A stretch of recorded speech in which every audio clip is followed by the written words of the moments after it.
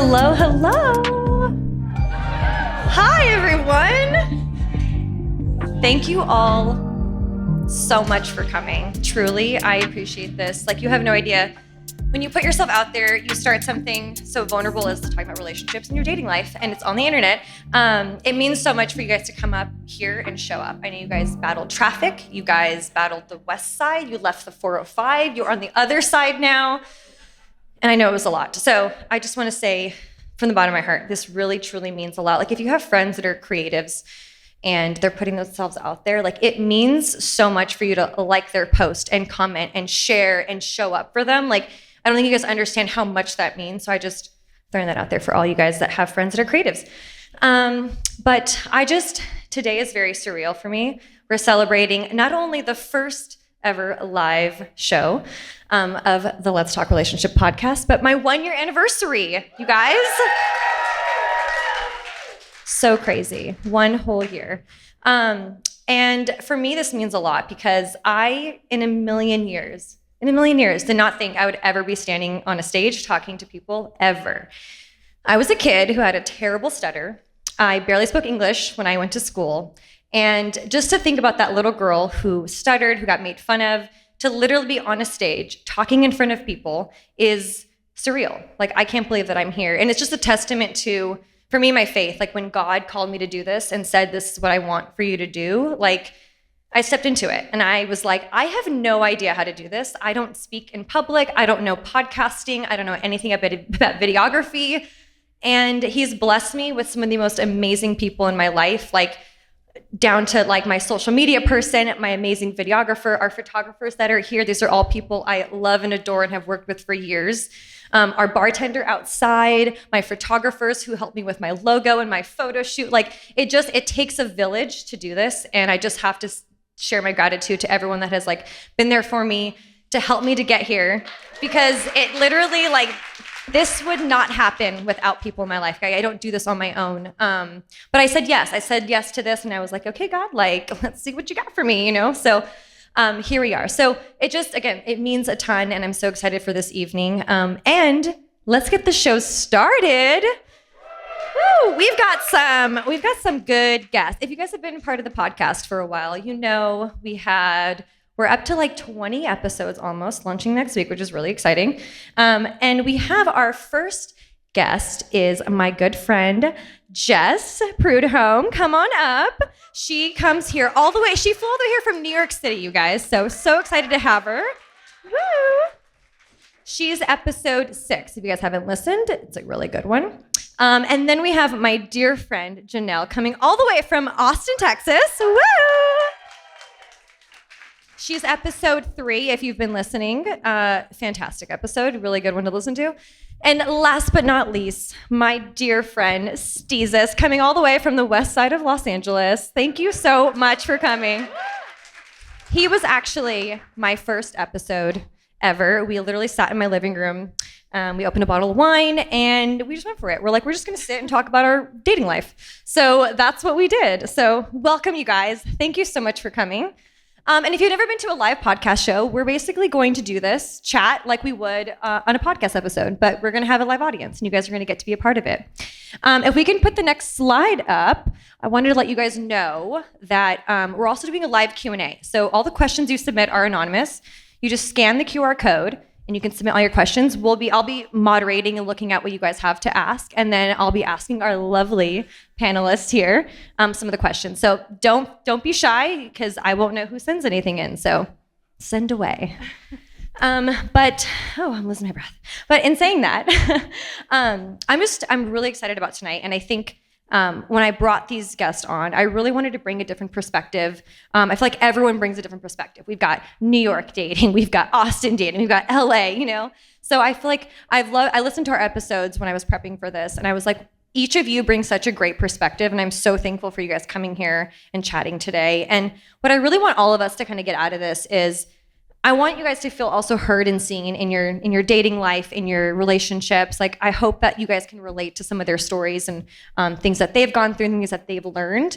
But I also hope that we also feel a little bit challenged. Like, how are we showing up in our dating life? How are we showing up in singleness, dating, and relationships? I hope we find something from today. We get to leave with a little bit of maybe a challenge or a different perspective on something that, might help us out in our dating lives. So thank you, guys. So we're going to start off. I would love for each of you guys to kind of introduce yourselves and tell us a little bit about who you are, what you do, and just also kind of your story around dating and relationships. And we'll go with that. Jess, would you like to take the start? Sounds good. And I just want to say thank you so much for having me again. It's just incredible to be part of this. And I just think you've created something amazing here, and you're just building a community. So thank you. Oh, thank you so much. I appreciate that, you guys. So yes, I am born and raised in New York, and I believe it was just voted the worst city to date in. So love that for me. It was. I looked it up. It's a stat. Love that. Sorry, Jess. My condolences. Yes. So I have kind of a unique dating journey. So I was married. I'm now divorced, and my partnership lasted for 17 years. And so my marriage unraveled in my mid-30s. So for the first time ever, at 35 years old, I entered the dating pool. And if that sounds terrifying, it was. So just trying to navigate dating for the first time in your mid-30s was a roller coaster full of ups and downs and everything in between. But as much as it was about dating, it was really a journey in self-discovery and self-reclamation. And I think a lot of times those things go hand in hand with dating. So it's just been an incredible ride, and it's been great talking to people about their dating journeys, and I can't wait to hear about yours as well. But I hope we just have a great conversation tonight, and excited to share more about it. I'm curious, what was the most surprising thing when you started dating, when you were getting back out there? What was the most surprising thing that you were just not expecting? Oh God, the apps are terrible. I've recently quit them. I don't know if I'll ever go back on them, but I think, you know what it was? I remember my mom saying this to me. She's like, oh, don't worry, you're just gonna get snatched up right away. And that was not the case. That was not the case. I didn't realize how hard I was going to have to work to find partners and just get people to message me back and not get ghosted. So it was a lot harder than I expected, but it's been incredible learning a lot about myself, learning what I like, learning what I don't like, and also just meeting a lot of incredible people along the way. I love that. Jenelle, I'd love to hear about you. Sure thing. My name is Jenelle. I'm actually born and raised in Southern California. I've spent some time in New York City, and I currently live in Austin. I was, a 90s Disney child, so romance was really hyped up in a pretty unrealistic way. And so I would say I was really heartbroken after my very first serious relationship. And that informed a lot of who I am as a single person, as a dating person. And so a lot of my dating journey has been focused in on how to be content in my singleness, and really, really focusing in on friendships and platonic intimacy and building up those relationships as a part of who you are as a person. Romantically, I've been single for a minute, but I've been on my fair share of dating adventures, we'll call them. And right now, I am also a foster parent, and so sometimes I have kids, sometimes I don't, and that absolutely affects how I move in the dating world, and so we're kind of trying to navigate that right now. I think because I spent a lot of time focusing in on my singleness, I kind of, I went from 90s Disney kid to like Destiny's Child, Miss Independent, and one of the things that I'm really trying to work on right now is how to receive care from men. Like, people call it like your soft girl era or whatever it is, and so trying to receive care from the opposite sex, whether it's platonic or romantic, has been kind of where I'm at so far. I love that. How has that been challenging for you in receiving care? Like, what have been ways that like friends have kind of shown up for you that has been meaningful and also hard to receive? Yes. Well, I would say being a single parent being a single foster parent is pretty impossible to do without help. And so this season has really challenged me to lean into that. And I would say I've gotten a lot of help from the people around me, men and women, and it's really taught me to lean into the friendships that I've built with men and to really take them at their word. If it's just a thing that they're doing because they want to be helpful, then that's what it is, and I've gotten to really build my trust in what people are saying and not create 1,000 narratives around what this could mean or is there strings attached to this. It's kind of like, hey, do you need me to get you groceries this week? And if I do need groceries, I would say, actually, yeah, here's my list of chocolate milk, goldfish. Yeah. It's always groceries for my kiddos. And then they just show up and drop it off and say like, hey, we're here for you and you're in your corner. And it's been really, really sweet to take people and men specifically at their word. That's beautiful. I'm sure that's also very healing from past. Yeah, that's amazing. Steezus. Oh, Steezus. Here we go. I'm holding it down for the men up here today. I know. No I know. pressure. I'm so thankful. I go by the name of Steezus. I am originally from Kansas City, Missouri. If you throw a dart at the middle of the map, you'll probably hit KC. But I've been in LA I literally just hit 13 years. So this is home now. I always knew when I was younger, there was no place in the world that was cooler to me than LA. So I knew I would always end up here. It was just a matter of when, not if. But for me, I think I am single as well, but it's single by choice currently. I think for me, there's been a lot of self-discovery, and a lot of that has come with unraveling a lot of things that I was taught, things that I had seen from my elders, other examples that didn't necessarily align with what I viewed healthy relationships as. And as a man, I think a lot of times we are a little fearful of doing the work. So for me, I kind of took that on as a challenge and made sure that I really sat with the things that were coming up and coming to the surface. And a lot of those things I initially would project on other people. And I would think that, oh, well, I'm doing the work, I'm healing, I'm doing this, that, and the third, so it's got to be them.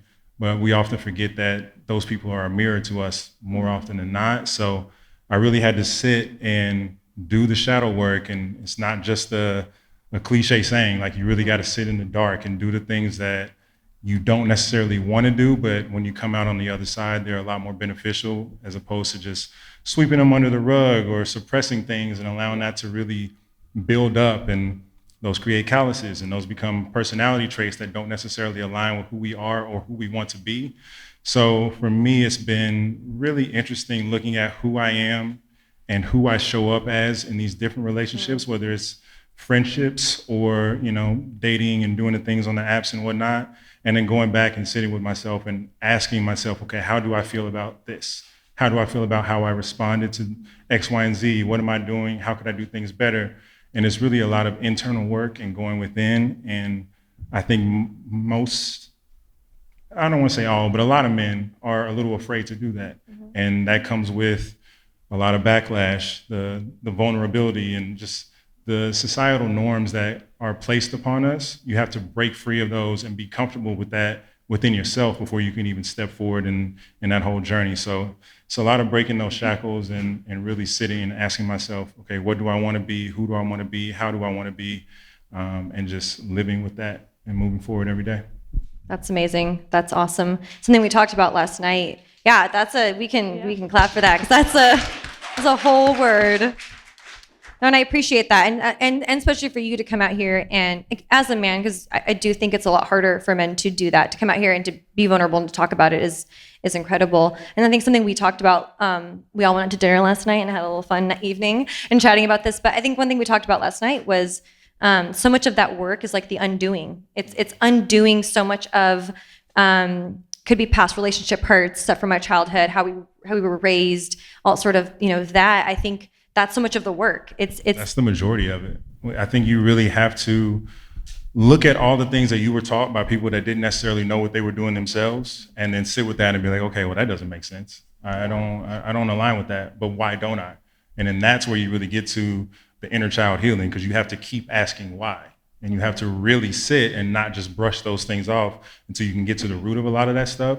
And a lot of that is things that you were conditioned to learn or understand. And I'm sure just being a foster parent, you have to teach these kids certain things. And when you're only coming from a limited place of knowledge and you're teaching a child certain things, you're just passing on that trauma and passing on the confusion and all those things. So it takes a lot of really diving deep within yourself. And I say it's not finding things, it's just remembering. You really have to go within and like, what did I like as a child? Who am I without this title or without this person? Without this person, or the things that I think I like that have just been a mask for me to fall in line with society. So it's a lot of that, and that's the stuff that's the most uncomfortable.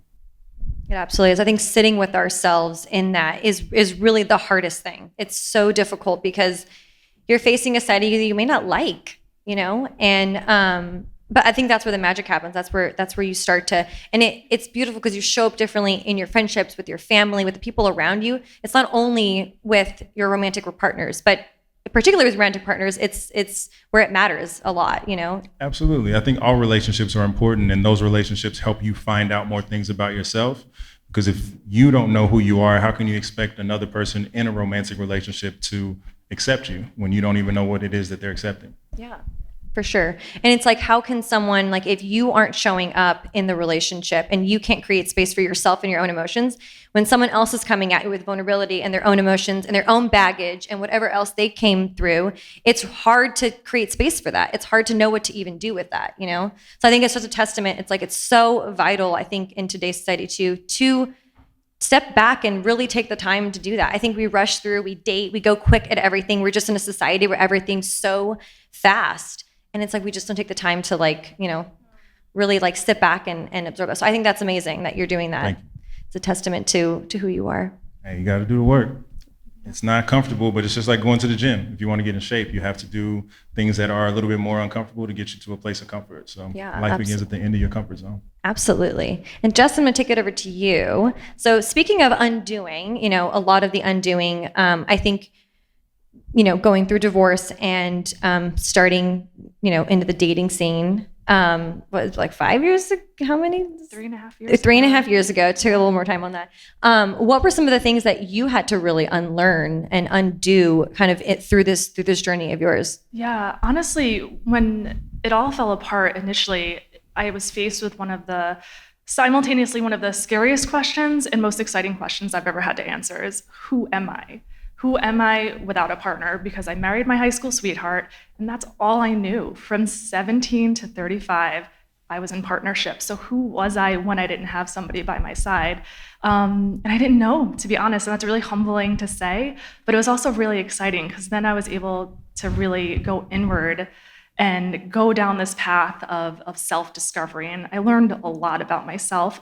Good things, but also things that I don't really like that about myself, and that's something I want to change. And then I think some of the undoing was people pleasing was a big one. I just loved being liked, whether it was in romantic partnership or with friends.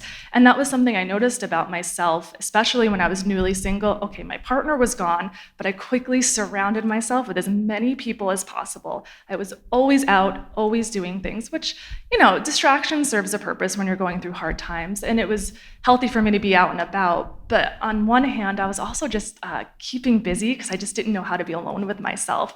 And so it took some time to realize, you don't have to be surrounded with people all the time. You don't always have to have a partner with you. What really matters is when you're by yourself and it's quiet, do you love yourself? Do you know yourself?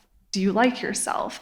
And that was something that I had to do. And so a lot of it was undoing the constant need for validation, people pleasing, and it's always a journey for me. I have not perfected it yet, but I'm a work in progress for sure. That's beautiful.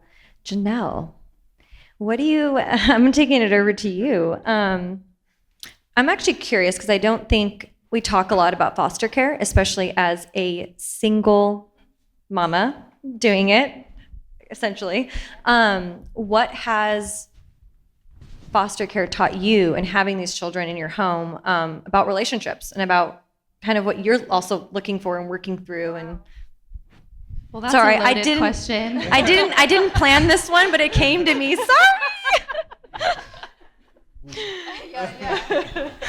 Take your time. We're all I'd friends also here. love to preface this I might get emotional. I just had a placement for 7.5 months. It's 5-year-old beautiful boy, and I am a foster-only parent, so I'm not personally interested in permanency. My hope is that if they can reunify with their birth family, that's an ideal case scenario. And if not, there are plenty of families who want to adopt, and so I would love to contribute towards that as well. And so I just moved my 5-year-old to his forever home on Monday. Beautiful. Which is a really big deal. And I was telling them last night, probably not the week to have a huge life transition happen, but here we are. And so if I get emotional, it's kind of because that's also real fresh in my chest right now. But foster care has taught me so much. And you know, he was my third placement, and he had a lot of high behavioral needs. And so it really, really stretched me. And candidly, I have never felt more single than I have these past 7 months. It just became so obvious how much I needed support, particularly as a parent. And a shout out to every single parent that is listening to this right now, because you are doing incredible and impossible work. And so really what it's taught me is I desire partnership a lot more than I like to let on. Miss Independent, I can do this on my own, and yes, I sure can, and I sure did, okay? But I desire partnership, and kids desire as many people kids need as many people in their lives to parent them and to love them and to raise them. And so, foster care has taught me a lot, but very vulnerably. After this placement, I am kind of like everyone always is like, what are you gonna do now? And I'm like, first I'm gonna sleep. First I'm gonna sleep. And rest is holy, and I will do that. But I kind of want to focus in on dating. And because this last placement really showed me that I desire to parent in a 2-parent household. I desire to raise kids who can get a dad. Because, this particular placement really responded to masculine energy. And as a single parent, as a single mom, I had to do it, but it required so much of me to engage that way with him. And so I'd really love to share that responsibility with somebody else. That's beautiful. Yeah. Thank you for sharing that. I did not tell her I was going to ask her that. I just wanted to hear about it, because I think I'm in awe of you. You are such a gift to all these children. I know these children are a gift to you as well, but you took on something that God called you to, and you were like, yes. Yeah. You're like, I'm not married, I'm single, I'm gonna take care of these children. I can't even take care of myself half the time. So I look at her, and I truly am, I really am in awe of what you've done. I want to put that on display, because I think it's honorable and it's beautiful, and these children need it, and there's so many kids that need that. So I just thank you. Thank you. And if foster care is not something that you're called to, if you know a foster parent in your life, they need help. And a lot of times, if you ask them what they need, we're so consumed that there were so many times I couldn't even say what I needed. So just show up with dinner. Mm-hmm. Let me Venmo you, for some DoorDash, whatever it is. And they don't even have to be foster parents, just any parenting is very hard. And so if you know any parent, any new parent, send them all the love and support you can. I love it, appreciate that. So now we're gonna take it a little less serious. That was really sweet. And just I'm taking it back to you, because I also wanna hear about your dating journey off the apps, because we all know how much we hate the apps. I'm gonna say it, we all feel it, let's be real. So I'm curious, how has your journey dating been more recently off the apps? It's been a lot better, just as entertaining, I will say. But the apps, I got off of them because I really believe it's the energy that you're in. And for me, I was just in such a negative space, and I just felt discouraged, frustrated, all the time. And I told you my last date showed up drunk. And I said, you know what? I'm done here. Yeah. We are done with the apps. I'm just going to try to meet men out in the wild. And so what I've been doing is just trying to be approachable and trying to cultivate my energy in a way where men and women, just making friends in general, but feel comfortable approaching me. So it's a lot of looking up from my phone, making eye contact, making small talk. It sounds small, but it makes a huge difference. And this summer, I really focused on that, and I got quite a few dates from it. Some more entertaining than others. And some of them went places, some of them didn't, but it showed me that you don't necessarily need the app. So you can still meet out in person nowadays. And that was really encouraging to me, because before that, I think I was on the apps out of a place of fear. Like, if I'm not on the apps, where am I going to meet somebody? But you can still meet people off of the apps. I feel that. I feel like every time I get on, I'm like, oh my God, I'm getting older. I need to get on. I need to do something. Like, it always comes out of this, like, I need to, like, I have to get on. It's always out of panic. And then I get on, and then I'm like, this is why I'm not on. And then I get off. Every time. But Steezus, so something we talked about last night, which I thought was really, Jenelle was like, well, how do I be approachable? Like, what does that mean? Like, she was at dinner, and she was like, so, like, tell me. Well, as she sat up here and said, I'm a strong, independent woman, I don't need no man. Yeah, thank you. It was written all over her face from the time I sat down. She was like so offended. Working on receiving care, please. Okay. Last night you were not. That's so approachable. I'm sorry, what was the question? Okay, I'm not even sure I asked anything. I just let that one go. I let that one go. That triggered something. Triggered something. My question was, I think we heard that a lot from women, like, be approachable. And I say that a lot. I've even, like, made some videos recently that was like, go out there, go to the park, go to the gym, talk to people, But I think from a guy's perspective, like, I can definitely hear both sides. Like, it's tough to go up to a woman, there's like, you get labeled as, oh, this is a creep, or this is whatever. But I think a lot of women want men to approach in person. Like, I hear it from, I hear it from everyone. For all the dudes that are out there, there's not a lot of you. Thank you for coming. But yes, thank you. Thank you for coming. Thanks for coming. The three of you. No kidding. But I feel like I hear that a ton. Like, girls are always like, well, why don't they approach me? Like, I want to be approached. Like, people really want to ditch these apps. And I think I'd love to hear from a male's perspective, like, what does that look like for you? Like, when someone is approachable, like, and in what environment, and, like, what does that look like for us women to be more approachable? Like, how does that, for you? Yeah, I mean, obviously that's case by case. I think depending upon, like, if it's at the gym or if it's at somewhere that is a community space where you see somebody often, it's a little bit better. When she was saying, like, I try not to be on my phone as much. I try not to be looking down or all those things. Little subtle cues, like, if you're a confident man, you can pick up on those things. But often what happens is a lot of times the energy is just blocked off. People are guarded. And I know that comes from, it's a man or the bear. And oftentimes y'all choose the bear, which rightfully so, I understand. However, there are certain situations where it is okay to let your guard down a little bit, because it's not necessarily just about, like, not being on your phone and being approachable. Your energy precedes you. Like, there are a lot of times where your body language, or just even the anxiety you might be feeling from something that has nothing to do with what's going on right there, can show. And I think when you're tapped into those types of things, it makes it a little bit more difficult to want to even go up and break the ice, because it's like, oh, well, actually, I don't even really want to bother her because she looks like she's having a hard time, or whatever it might be. So I think it's really just, again, like I was saying about myself earlier, recognizing those things within yourself and understanding, like, oh, maybe I am being a little bit standoffish, or I'm not as inviting because I don't necessarily want to be spoken to right now.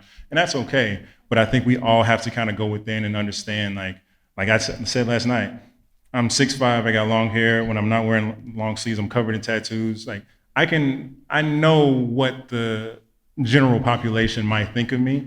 Therefore, I kind of act accordingly. I stay in my space. I try not to be too big and do all these things, but I understand there are times where I can be a little bit open, but that also comes with, I'm wearing heart-shaped glasses right now. You know what I mean? Like, you got to be able to, like, play with certain things and make sure that you are a little bit more inviting as a man too.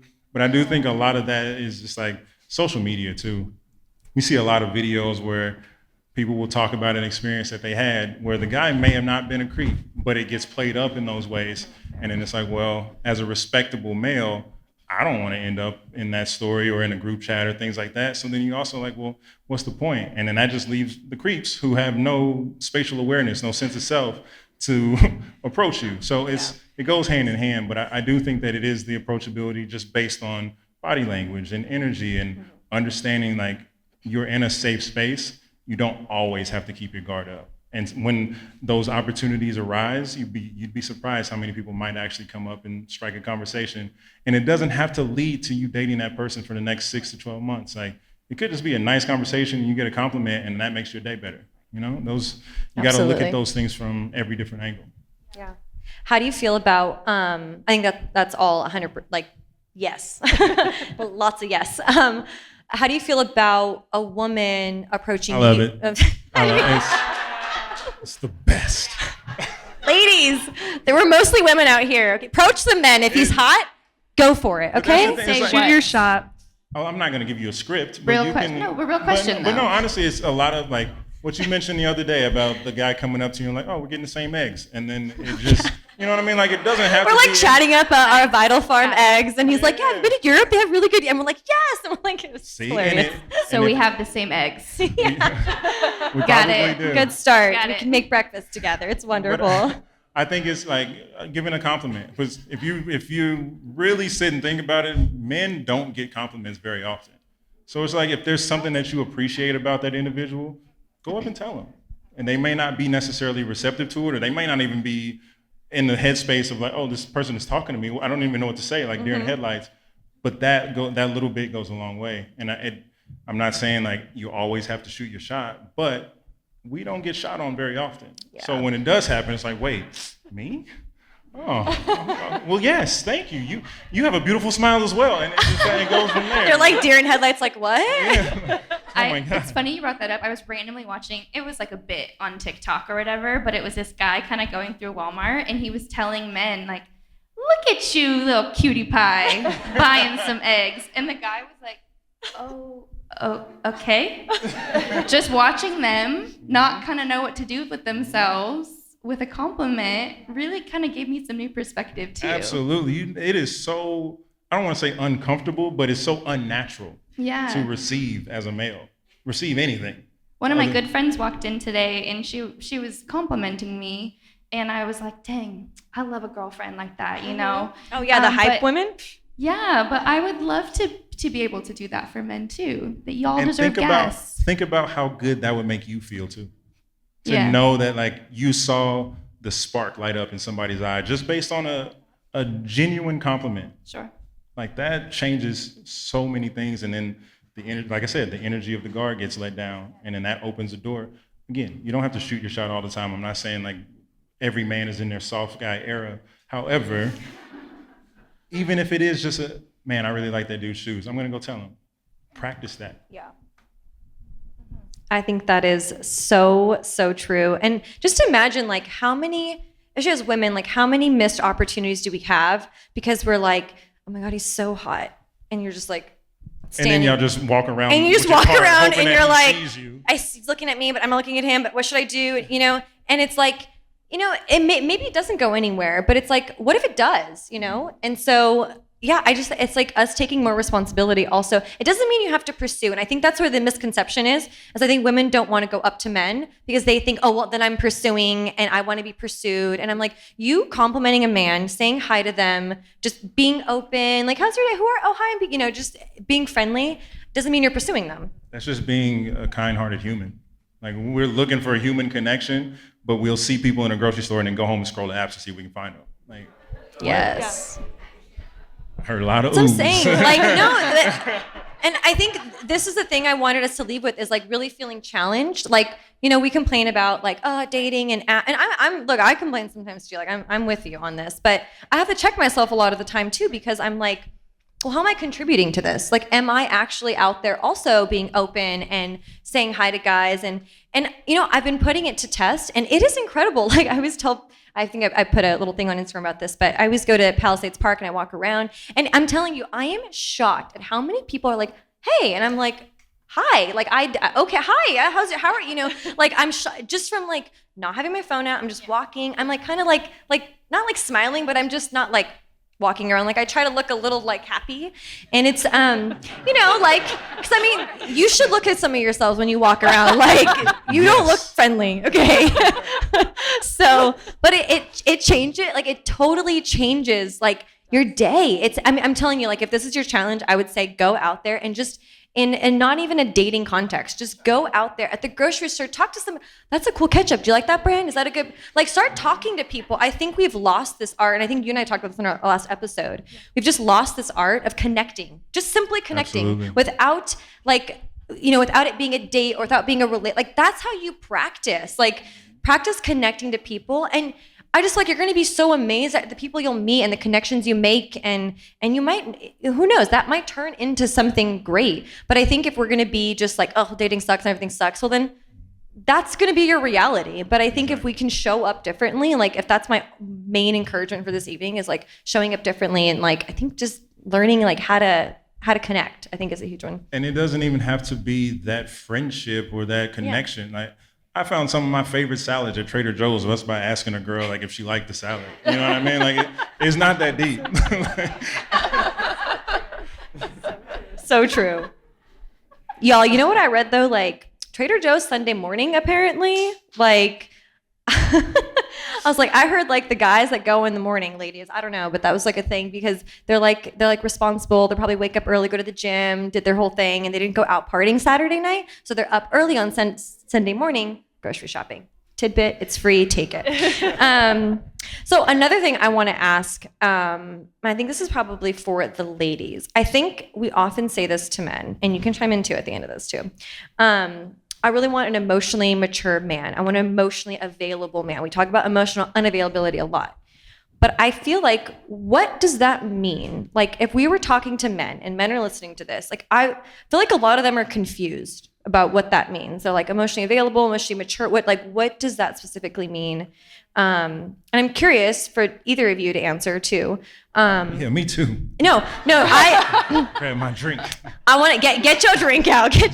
I'm curious from a woman's perspective, what it is when we say that. What do we mean? What are we actually looking for? Because I think some men think we're looking for like, I want you to be more emotional, but I don't think that's it. So either of you would like to take that one? I'll start off, but I think it's just having a high level of emotional intelligence. I'm personally looking for a man. I'm looking for a partner. I want somebody to share life with. I want companionship. I want to travel with somebody, but I also want someone to connect with on a deep level who understands me, but they're not going to be able to understand me unless they understand themselves. So when I say emotional maturity, I'm looking for kind of a Steezus, like a man who's done the work, who's looked inward, who's gone to therapy. He's single, ladies. Call me Steezus. Slide into the DM. I'll switch. I can switch.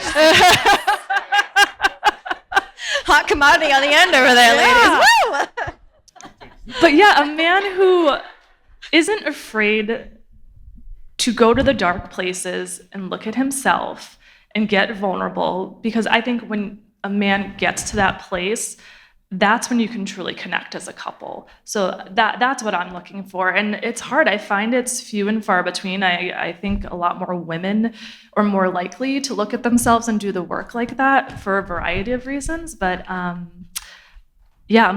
think that's what I'm looking for when it comes to emotional maturity in a man. Fair. Jenelle? This is also a loaded conversation. And if you listen to my episode, I think we talk a little bit about it. I think that I have a lot of compassion for men because there's this thing, I'm also a social worker, so you'll hear some of that come out. But there's this thing called like the boy code, and a lot of boys are raised to suppress their emotions and they view emoting as weak. And so, the more that they can get comfortable with themselves and the more they're comfortable with receiving emotion from somebody else, whether it's their partner or not. One of the things that I'm learning on my dating journey is I feel like there's a misunderstanding of what vulnerability even is. And And, we praise a lot of our partners when they're in therapy, and like, truly, please go do that, continue to do that work. But honestly, sometimes listen, I'm a part of Bachelor Nation, so I be watching Bachelor, Bachelorette, Bachelor in Paradise. It's garbage, but here I am. Love is blind. And I quite literally hate, like on the record, hate when they're like, he was so vulnerable with me. And I'm like, that man met you 2 minutes ago. And I think, like, I was on a date once where this guy sort of trauma dumped on me, and I think thought he was being emotionally vulnerable with me. And vulnerability is something that has to be earned. And so I'm not just gonna sit on a date and talk with him about my deepest trauma wounds. That's not appropriate. And he hasn't earned that from me. And so one of the ways that I look for markers of emotional intelligence is that they hold what's theirs and they make room for me to grow that trust with them first. And so I think emotional intelligence can be really hard to define, but if we start with just like how we vulnerably connect with each other, I think you really have to be able to hold space for what's yours, and create trust and build rapport. And so if a man shows me that, then I start to feel like, oh, they're probably emotionally safer than other men that I've met, and then I'm more likely to lean in. So I think there's a lot of self-assurance and inner work that they have to do. But what that kind of looks like to me when I'm dating is, do you know what's yours to carry and what's mine to hold? And can we build on that together? Yeah, I think that's beautiful. And I think when I think about it too, I think pace is a really good indicator.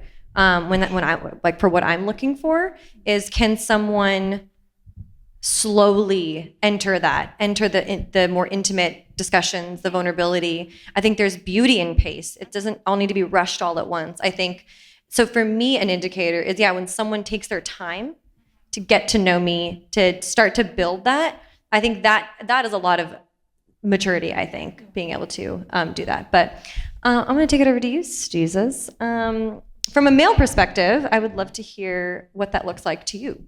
From my side, I have kind of experienced a little bit of what you were talking about before, where the trauma dump comes to me. And that is, as an ex-chronic people pleaser, that is a lot to take on, because I can see a lot of myself in those people. One of my favorite sayings is, people can only meet you as deeply as they've met themselves. So when I see something within me in somebody else, my natural inclination is, oh, let me help you. I know how to fix X, Y, and Z because I've been there. Let me show you. But then that ends up putting more scars on me that I have to deal with on my own. So it is a loaded question. I would say too that creates a sort of false sense of intimacy as well. Yeah, it's a trauma bond. Yeah. Yeah, for sure. And I think that's where a lot of the love bombing comes from. Because like, oh, you see me, you feel me, you understand. And it's like, well, yes, but that doesn't mean that it's good, So, but from my side as a man, I think it's doing the work. And that, obviously that is so broad, but it really is starting with the inner child healing. Because a lot of times we pick partners that mimic the relationships that we had with adults in our lives when we were kids that didn't necessarily give us the things that we needed, whether that be love, shelter, just even warmth. Certain things get coded in our DNA, and then we get stuck there, and then we look outside of ourselves for those things to fill the gap of what our parents didn't give to us, or what we thought we were getting in our teen years, and the teenage angst came, and then we started to venture off and try and find different ways to identify. All we're really doing is getting back to who we were as a kid, and then you have to give that kid the things that they needed in that time right now. And I think that's really the foundation of it all. I have a picture of my younger self on my mirror in my bathroom with Mickey Mouse ears. Aww. And every time I go in, I look at that kid and I tell him, like, I got you. And it's just the practice of doing that. Nothing is gonna come just because you think it. Like, you have to actually put a lot of these things into practice. And then you have to go into these conversations and receive feedback and not take it as a personal attack, but take it as an invitation to evolve. And I think the evolution comes from things not necessarily working out the way that you thought they were. You have to practice the law of detachment. You have to go into these things with the intent and the desire, but know that the other person has their own intentions and desires as well, and be okay with meeting in the middle. And if those things don't necessarily align, it's water and oil, and you have to be okay with removing yourself from that equation. Wow. Can you say that line one more time about, I think this is super important, especially when trying to build connection and relationship, but about you're not taking it as an attack, but you're taking it as, what did you say, feedback? Yeah, you have a lot of people perceive feedback as a personal attack. Yeah. So they're listening with the intent to respond instead of the intent to understand. So the miscommunication lies on both sides, where oftentimes people don't even know how to communicate what it is that they want or need because they haven't gone within to figure that out. So they're going back to old situations or old things that have come up before and using that same rhetoric, that same vocabulary. And really, you're just going back in that same cycle and kind of spiraling, where when you're on the receiving end of that, if you have done a little bit of work or you understand, you can recognize where that energy is coming from, and it's very off-putting. So it's hard to be able to then listen and want to respond, or listen and want to understand, because you feel like you're being personally attacked, and then you're just going round and round in circles. Yeah. How do you feel like society, I feel like I hear this often, like society is kind of, how do I want to say this? Like almost like made it hard for men to succeed in terms of relationship. Like, because I feel like we haven't done a good job of creating space for men to feel. And I think something we looked at yesterday too about, when men are vulnerable and when men are open, I actually think, like we say we want emotional maturity, we say we want that, but I think when the men in our lives are vulnerable with us and they are there being emotional and sharing, I think a lot of women actually don't know what to do with it. You get ick. You start to feel like, seriously, like you look at this man as less than because he has removed that like egotistical barrier. Like masculine, macho. So when you get to that place of allowing yourself to be vulnerable as a male and the woman doesn't necessarily receive it, it's like, okay, cool, I'm gonna close it back off. I'm gonna throw this bitch in the ocean. We'll never explore that again. Or you get the things that you need out of that and you learn and you grow, but then something else later happens and then it's thrown back in your face and it's used to attack. So then it's like, all right, well, I don't know what to do at this point. Yeah, I think that's really tough. And I think we see that a lot. I think we see that a lot with like women not really knowing how to even interact in that scenario, or what to do with men being vulnerable. So we say we want it, but I think as women, we also have to sit back and ask ourselves, like, but are we receiving it well? Like, how are we actually being supportive? How are we creating an environment for men to be vulnerable, right? So I think it's a challenge on us as women as well to look at, like, what do we find as attractive in the masculine world? Like, what does that really mean? Is it real, or is it just this fabricated version of a man, So I think that's a big challenge when we talk about emotional maturity. When we talk about that, it's are we ready for that? Like, are we really ready for a man to be vulnerable and to be emotional and because it's also confronting. I think if you haven't done your work as a woman and you do meet a man who's evolved, and like you gonna be confronted, like he's gonna call stuff out on you, and you're like, wait, never mind. Right, and I think that, and I just want to reiterate, I was calling the emotion a bitch, not the woman. I just want to make sure. I don't want no eyes looking at me when you step off the stage. Thank you for that clarification. But I think that's something as well. Like, people say that they want, somebody who is emotionally mature and emotionally available in these things. And oftentimes they may not necessarily meet the expectations of what it is that you identify as such. And when people are called out, again, that's the feedback that is being taken as a personal attack, no matter how kind-hearted is worded, because I think a lot of men really sit and think about how they can tiptoe around this topic and do it in a way that doesn't hurt your feelings, but also is, coming from a place of love, but a place of like, hey, you can grow in this area. And I don't mean that you're stunted. It just means that if you want to continue to evolve, we have to address these things. And a lot of times those things aren't necessarily received in the right way. Yeah, I think some of my biggest moments of growth have been from guys I've dated who have shared stuff with me like, hey, you're closed off, or you don't open up, or you're this and that. I think hearing that from someone that you like and you're in a relationship and you've built intimacy with is one of the most confronting things. But it's so easy to want to get defensive because you're like, what do you it's like, but you're probably right. Like that person's there and they care about you. So I think hearing it from someone who you're close to is so beautiful. This is another one, and this is kind of comes from one of the audience questions. I am looking through some of these that you guys are sending in. And it's kind of the flip side of this is the independent woman. And I'm going to look at you, Jenelle. I'm going to look at you too, Jenelle. So, and not to call you out, no, but so the question kind of comes at like, I'm a female and I often keep intimidating men.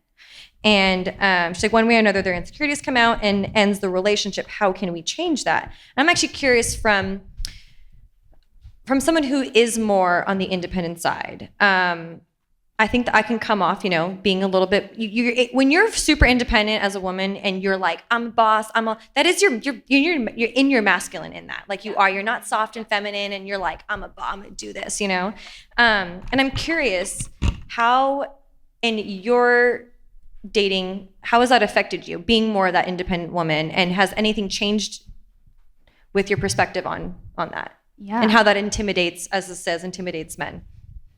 I get that all the time. So whoever put that in, I feel you. And sorry, what was the question? Oh, essentially like as a labeled Miss Independent woman, Sure. I did that to myself. I did, yeah, self-identified.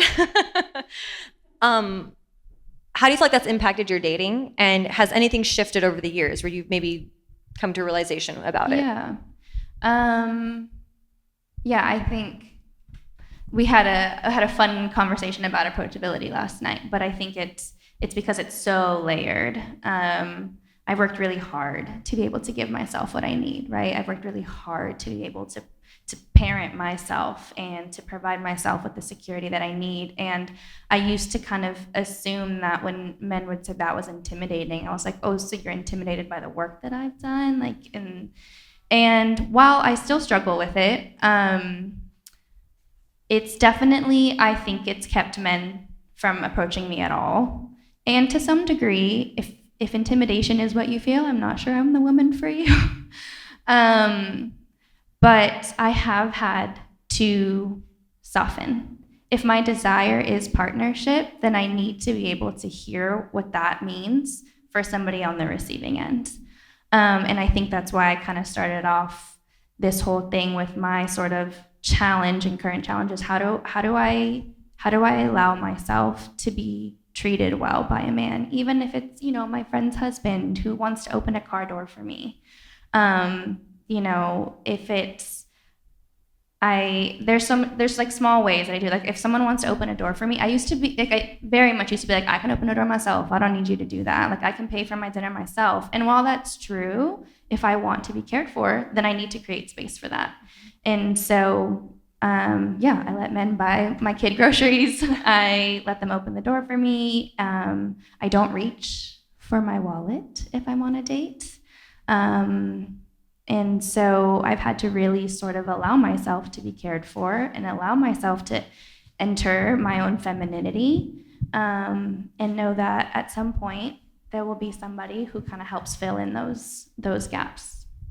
It's an interesting journey because I started off in partnership and then transitioned into that. And I know that one day I'm going to be in partnership again, and I think it's going to be a challenge. I've become so accustomed to relying on myself, and I think the idea of depending on somebody else, even just from an emotional perspective, it's kind of scary, and it's you're putting yourself out there for the possibility of getting hurt again. And I think that's something that intimidates me, and it's certainly it's going to be a work in progress. I've done a lot of work being single. I came from a very codependent situation, and I'm proud of where I've come from. I'm proud of the work I've done so far, but I know once I get into partnership again, it's going to be a whole new different type of work where I'm going to have to soften and let someone in. So I hear you on all that. And Steezus, I'm curious for you, like from a man's perspective, when someone's like, I'm intimidated by an independent woman, or because this is from a woman's perspective. She thinks he's intimidated. But I think from a guy's perspective, what is that? Are you not you, but like as a man, are you intimidated by someone who's independent, or are you put off by someone who's maybe too much like, I don't need you, kind of vibe? Yeah, again, it's energy. So if it's I can open my own door, that speaks volumes beyond just the fact that you can open your own door. So I think there's something there about practicing falling into your divine feminine within yourself first. There always has to be something that happens internally before we can even project that outside of ourselves. So one thing that I always say is like, know yourself, know your worth, add tax and gratuity. You wouldn't be dependent upon somebody else if you knew your value. And I think that's where things kind of fall off, because we do get so set in our ways. We do get so accustomed to certain things. But if you know what you bring to the table, you're not afraid to sit at that table alone until somebody can come and match your value. So really it's all that self-talk, all that self-work, all the things that you know you're good at, do the opposite. Because you can't just lean on the things that are getting you through life with self-preservation. Those things are gonna help you get through life, but if you want partnership and you want those things that are going to be partnership, it's not one or the other, it's give and take. You have to learn how to do those things within yourself first. And I think as a man, I've done that so much that I'm like, I know the energy before it even like gets too far, and I can see those things. And if we can have a conversation about it and we can go in depth and we can talk about things, then we can move forward and explore certain, avenues. But if those things are being met with reserve or being met with different types of vibrations, then it's not even worth it. Because you step on stage with a clown, you're in the circus. So if you really have to, you got to know those things within yourself first.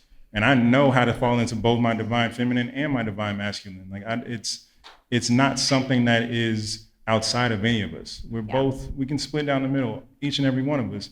But we fall so much on our systems and the things that are in place that have gotten us to where we are, that we just rely on those things automatically. So from a male perspective, I can only speak for myself. I don't mess with too much if it doesn't match where I'm already at, because the last thing that I'm going to do is allow somebody to crumble the foundation that I've worked so hard to build for myself. And that's not about being too independent or knowing those different things about me, but it's also knowing my triggers and knowing things that can make me fall back into old patterns and old ways. And I don't have time for that. Yeah, absolutely.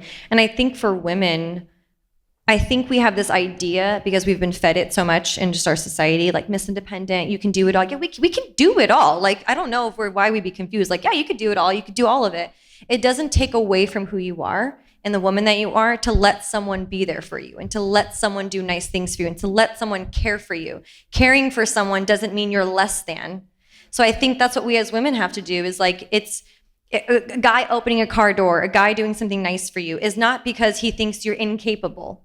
It's because he wants to care. And I think this whole independent movement, for the Miss Independent movement, I think it's a detriment to women. I really do, because I don't think that being an independent woman and all of that makes you better or less than, So I just think we have to soften in a lot of those ways. We have to understand, what is it that we really want and what does that require of me? And a lot of the time it's vulnerable. Like for me, it is very vulnerable for people to do nice things for me. I've learned that with this whole process of this podcast and everything, because I was so used to doing everything myself, but there's so much beauty in it. And I think so much comes from it. It's a good practice for relationship, because it is the give and take. It's a partnership. And I think a lot of that can be practiced in our friendships and our relationships in our everyday world, letting people do, like you were saying, letting someone buy your kid groceries, because you probably could be like, yeah, I got it. But it's like, if someone's offering it, just be like, okay, yeah, I actually do need that. And not being afraid to ask for help too. Yeah. Because you never know how many people would feel so good at the fact that you asked for their expertise in something, or you asked for their help with one thing that you actually value of them. But if you don't give them that opportunity to showcase that, then you're doing yourself and them a disservice as well. Yeah, absolutely. It's a confidence thing. If you're confident in yourself, someone pays for me at dinner, I'm not like, oh, who does he think he is? He's paying. I'm like, I know I could pay for myself. I'm like, this is wonderful. Thank you. Taking it as a gift. So I think it comes in a confidence of who you are and all of that. Yeah. Didn't you get some flowers a little bit earlier? I hate you for doing it. Yes, I did. Okay, this is true. This is true talk. You guys putting me on the spot. Yes, I got flowers earlier, and I was like, oh my God, what do these mean? Oh my God, I'm like in the back freaking out. I'm like, oh my God, this is like too much. I don't know what I'm doing with these, Sorry to the person who sent them, but this is what I went through. And I'm like, Steezus, someone got me flowers. And he's like, and like, take it as like, it was a thoughtful gesture. They wanted to say, happy 1 year and take it as that. And I was like, wow. Yeah, I turned it into this like, what does this mean? She was fully spiraling. Don't you exhaust she was on the yourself like a sometimes? stutter was coming back out. I exhaust myself being in my head sometimes like that. Yeah, I was like, yep. And just hearing it so bluntly, like, kind of like, get over it, I'm like, well, damn, okay, you're right. Like, I'm making this a huge deal. But it's true. Like, I have to be checked in that area too, because it is hard. Like, it's hard just to like, okay, he did something nice. It doesn't have to mean anything greater than that. It's just accepting that. And it's tough. I think for, having been single a long time and independent, I have all my own things and I built my own life. Like, it's an identity that it's hard to let go of, in the sense of like allowing someone in and allowing someone to take care, because a partnership, it is going to mean someone coming in and taking care. They're going to want to take care of you the same way you're going to want to take care of them. So I think it's definitely a hard thing. Thanks for putting me on blast. You're more than welcome. Yeah, no, I appreciate it. I was like, wait, we don't have to talk about me today. So I'm going to go through some of these questions too. I've got a couple in here. How are you able to secure? Sorry, I'm reading some of these. This is an interesting one. Can a girl have too many guy friends, vice versa? How to address the subject with the person you're seeing? This kind of ties into like Miss Independent with all the friends. Who would like to take this one? What's our perspective on having too many guy friends as a female? Janelle's face. No, it's a great question, because I think it comes up often. And, if you're like a working woman, you build relations. Like, all of my colleagues are men. And I enjoy building friendships with my coworkers. And so, they've all become my friend. And I think,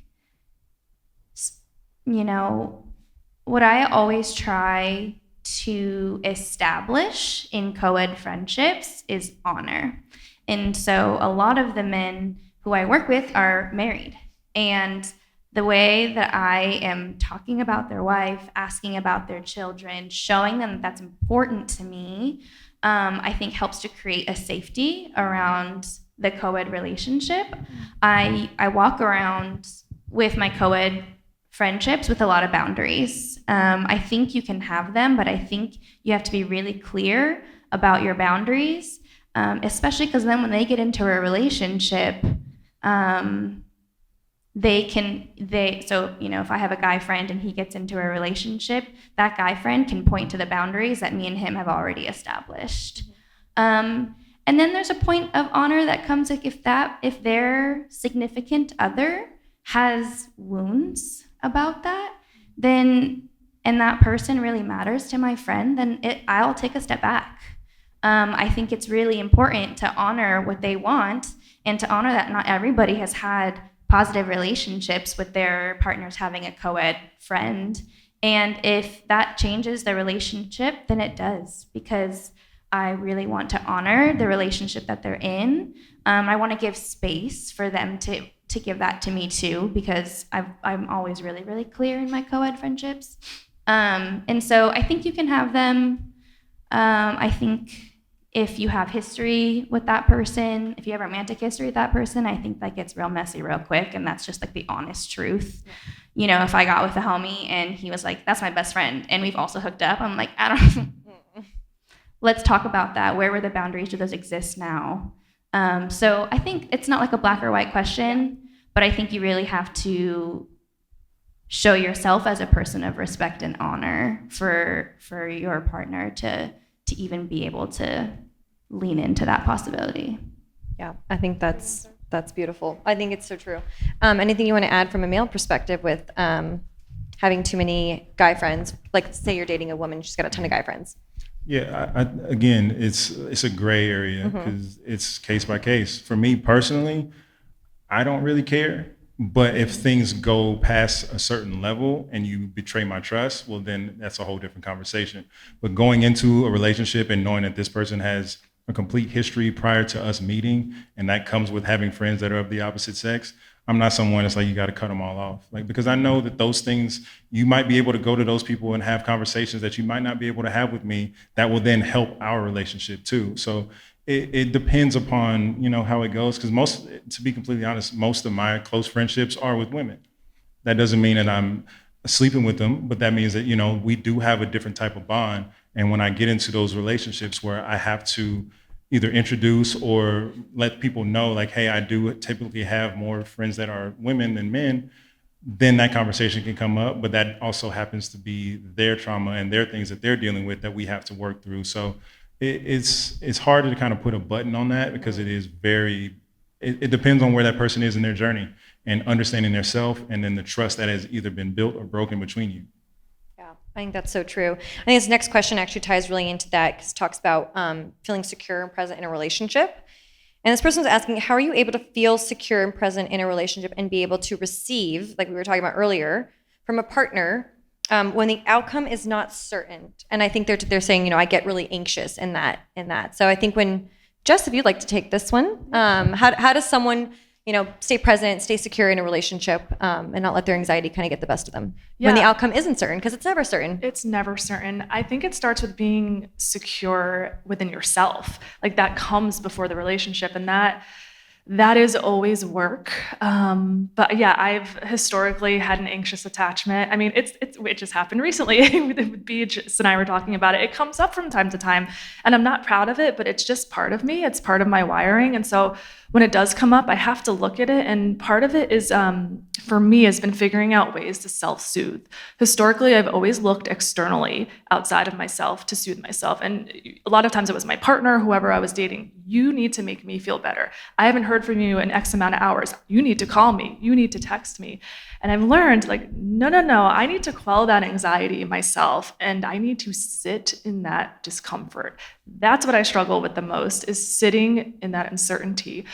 Oftentimes I will have this need to act on it, to tell my person I'm dating, you need to call me, you need to text me, but it's just sitting in it sometimes and just allowing yourself to be uncomfortable. And I feel like that build your tolerance for it. So that's something I'm always actively working on. I don't know if anybody else has something to add. Jenelle? I also said it earlier, just taking people at their word will go a long way. I think we are really honestly impressive at creating narratives around a thing. And so you can be sitting there creating this huge narrative about something, and they're telling you something entirely different. And I think it's fair to give them the opportunity to be a person of their word. So starting there.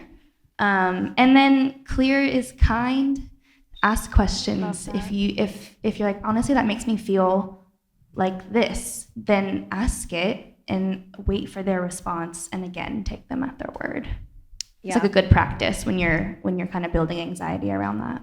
I love clear is kind. That's a Brene Brown thing. That's not a me thing. Yeah, we gotta love Brene Brown. If you haven't read her stuff, please start there. I think that's beautiful, though, and I think that's it's like you said, it's really sitting in the discomfort and not relying on someone else to get you out of it, and communicating. I think a big thing is communicating. Hey, like, I actually did feel kind of anxious not hearing from you. Like, this is what I struggle with. Like, and I think having that communication with someone, if you are struggling with that, I think is huge. So, and practicing that in your other relationships. Absolutely.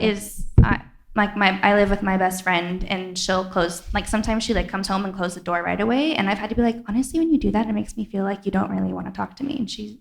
And then I give her the opportunity to clear that up, and then it's literally water under the bridge, and we better understand each other. And now I don't have this crazy narrative driving behavior and lies in our own friendship.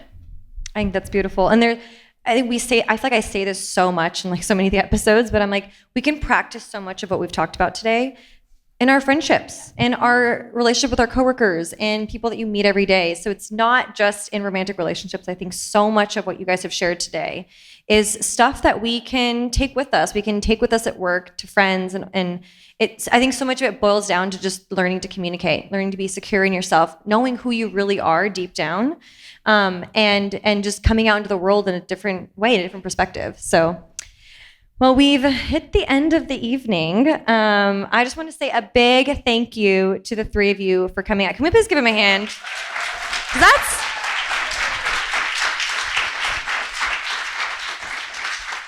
This is not easy. This is vulnerability to strangers. This is my podcast. They don't do this every day. And thank you for flying out from New York, coming from Austin, and coming on the other side of the 405. No, I'm telling you. It's a mission. It's a mission in Westwood. I know it's kind of the middle of nowhere, but I appreciate you guys coming out and for being vulnerable and sharing. And I really hope you guys, thank you for coming. And I really hope you guys got something out of today. This has been a passion project for me. And today is just 1010 is a really important number for me. I didn't share that earlier, but I got a word on this day a couple years ago, and it was crazy that I ended up launching the Instagram account on 1010. And the word was, hey, you're going to be a gatherer of people. You're going to be speaking to a multitude of people. And I think I told you that, you know that. And I was like, what? No, I'm not. I was so this is never going to happen. And I got that word on October 10th, 2021. I started the Instagram on October 10th, 2022. Didn't realize the dates. I launched the podcast 10/10/2023, and we're here celebrating 10/10/2024. So it is, and I didn't put the dates together till 2 months ago. I ended up looking back at a note, and I read that, and I was like, are you kidding me? I bawled my eyes out because I was like, 10/10, it was just, there was such a beautiful thing around that, and then you told me about what it means and all of that. So it's just, this means a lot to me. This is kind of, you guys are seeing part of my own personal growth journey and what I'm going through here, and taking a chance on something I didn't think I could do. And here I am, I'm on a stage, and I have a mic, and I have an audience. What? I want to give you your flowers real quick, too, before we close, because I remember that day we were sitting, and we did the Instagram story for the first episode, and to see everything that you've done up until now, where you've gathered a group of people together, and you're sitting here in a director's chair, and you really done something really dope. So I just want to say I'm proud of you and give you your flowers. Thank you. Means a lot. Thank you guys. Thank you guys so much. Truly, I appreciate you guys showing up and supporting this little dream of mine, and seeing where it goes. So thank you. Follow Instagram, share, comment, I'm kidding. But love you guys all, and thanks for coming to our first live show. Feel free to, we'll still have the little photo booth out there. You guys can take photos and hang out for a little bit. You got to be out of here in the next 20 minutes, but enjoy, hang out, chat, Love you all.